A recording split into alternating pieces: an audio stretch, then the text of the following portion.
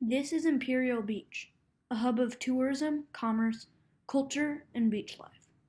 However, if you were to walk the beaches today, you would immediately notice two things that seem amiss.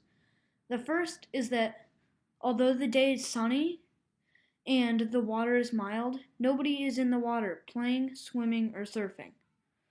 There are also a sparse number of people on the beaches. The second thing you would notice is that everywhere there's the inescapable smell of raw, untreated human sewage.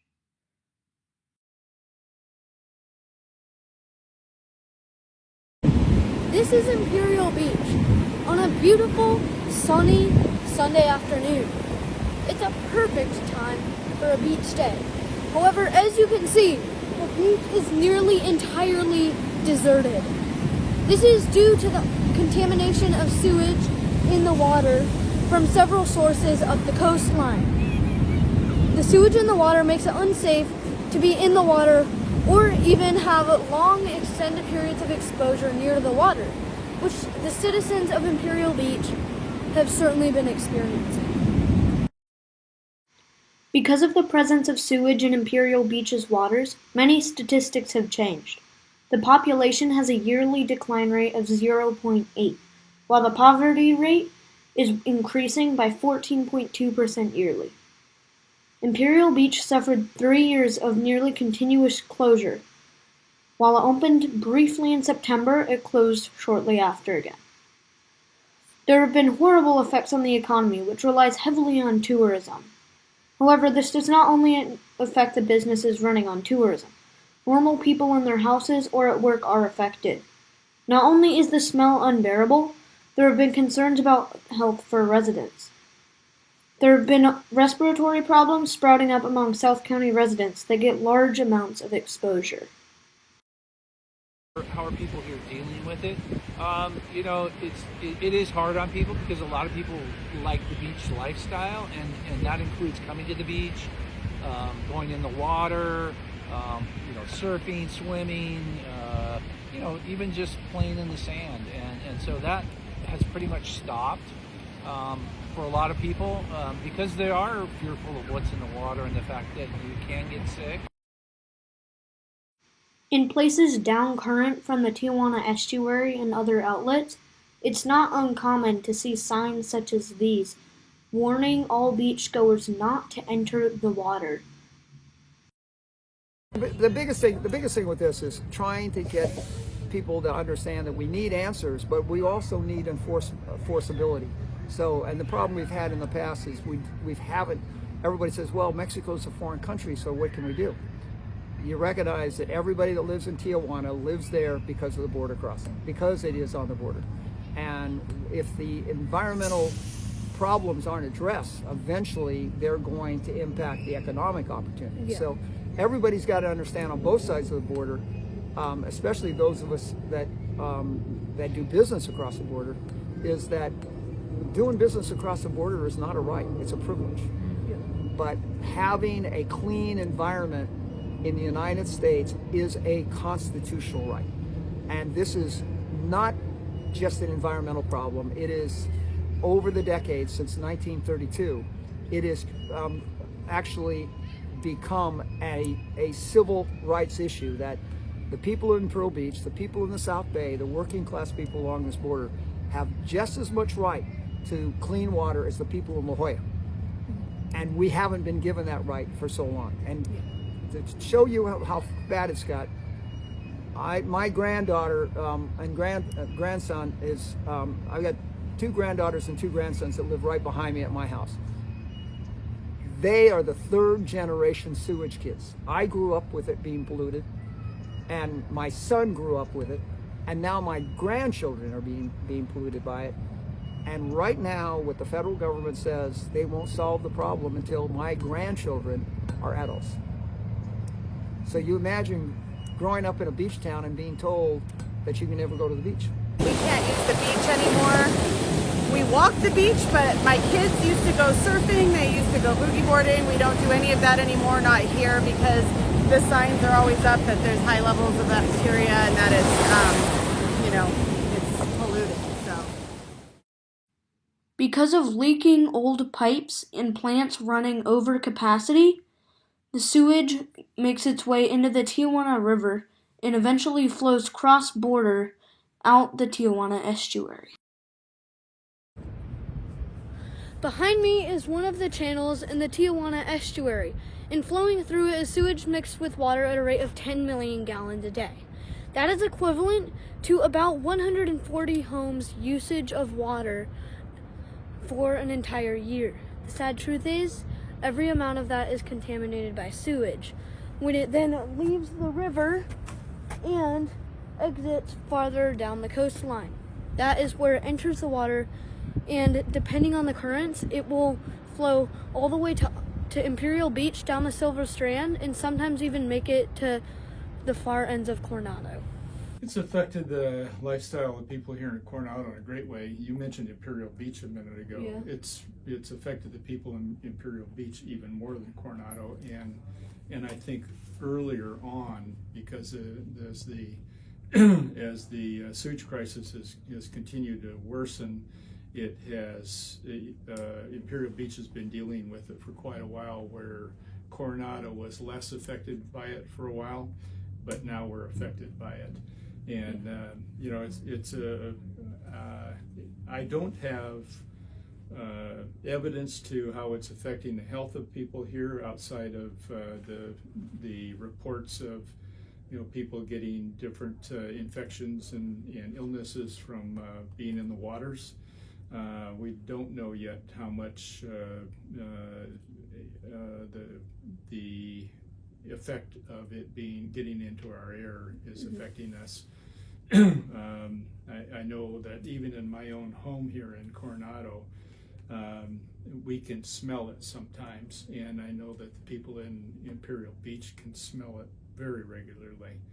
And when we smell it, it took us a while when we first started smelling it to really realize what it was. At first we thought, well, there's a problem somewhere, somebody's there's been a spill or something like that, and then after a while we could never narrow it down, and we realized that this is actually coming from the ocean, and it's coming in through our air system in our house. It's outside of that, it's certainly been an impact on the residents in our city. Most residents don't feel safe to go into the water, and I think rightfully so. I don't. It's cut down on the number of people that are even walking the beaches. It's and outside of the impact on just the residents within the community themselves, we've got another part of the community, and that's our business community, and many of those people not only have businesses and work those businesses here, but many of them also live here, and they have house payments and so on and so forth, so they're relying on those businesses. So that's another thing where our businesses are starting to be impacted by that because of lost revenues, because the word is out, and people that would normally travel here to vacation here and spend money here, motel rooms and meals and buying shirts and whatever else in stores, some of those people are not coming. The biggest problem we have is that there's been so much focus on finding blame in our environmental movement rather than finding answers. So much of our laws are sort of like, we're going to give somebody a ticket. And the problem with this problem is the traditional environmental government strategy has been to find blame. Well, that doesn't do any good here. Yeah. You're working with a foreign country, you're working with a huge economic situation.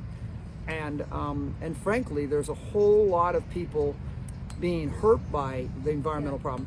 But the environmental problem is actually being caused directly or indirectly by massive economic growth. Yeah. And there's a lot of people making money on it. A lot of working class people, a lot of rich people, but overall there's a huge economic boom that's happened along this border. This is the largest land crossing in the world. And the city of Tijuana, which is 2.5 million, is there for one reason: those border crossings and that ability to do business with the United States. while surrounded by this beautiful expanse of wildlife, and this affirmation that the community and leaders can come together to preserve nature, what comes to mind is what I'd want to say to the public leaders who've supported these projects of conservation. I would want to say that what they see as a political problem, as an economic problem, is becoming an environmental problem, a quality of life problem, a problem that's affecting people far beyond the range of the political borders and of the arguments that take place every day when this situation's brought up. So there's been a couple different proposals on how to solve the problem, right? And you know, in solving a problem, you have to define it. And so some people think the problem is either keeping all the water, the sewage in Mexico, and let them figure it out, right? But the problem with that is short-sighted, because first of all, geographically, we're in the valley. We're at the bottom of the valley, and when it rains, everything comes downhill. Gravity is not going to stop doing what gravity does. So unless there's some huge change on the Mexican side where they capture, diversions or big, treatment plants on the Mexican side, it's going to continue to come to the U.S. side for years to come. And when we've known that for years, I mean, that's why we built the treatment plant that's down there back in the 80s and in the early 90s. The problem with that was that plant, when it was built, it was okay. It could handle what the sewage was that was in Tijuana. But Tijuana's grown 3 times. It's over 2 million people now, but they really haven't kept up with the infrastructure. And the one infrastructure we built on our side can only handle probably, I would say, maybe a third of all the sewage that's created in Tijuana every day. Tijuana creates between 75 and 90 million gallons a day of sewage. Their treatment plant only treats 18 million gallons of that. The rest of it, at a place called Punta Bandera, goes straight into the ocean. So they don't treat their sewage, they just they flow it into the ocean, let the ocean take care of it. That's, again, very short-sighted, because what we know is the ocean, even though it's salty and you have sunshine and O2, it still takes probably up to 72 hours to kill most of this bacteria. And some of the viruses are even resistant to that, and they can live longer. And, if the tides and the winds and the currents are coming north, guess where all that stuff ends up? Right here in Imperial Beach. You're rightfully concerned about this. This is a crisis, and it needs to be solved. Environmentalism, you keep an open mind, always question your assumptions, and always be willing to learn that you were wrong. One of the primary reasons this issue hasn't been solved yet is because people only care when this issue reaches them and when it causes problems. The only way for issues such as these to be solved is to care before it comes to you, to care whether or not it will affect you. Then we will be able to solve issues such as this. Thank you.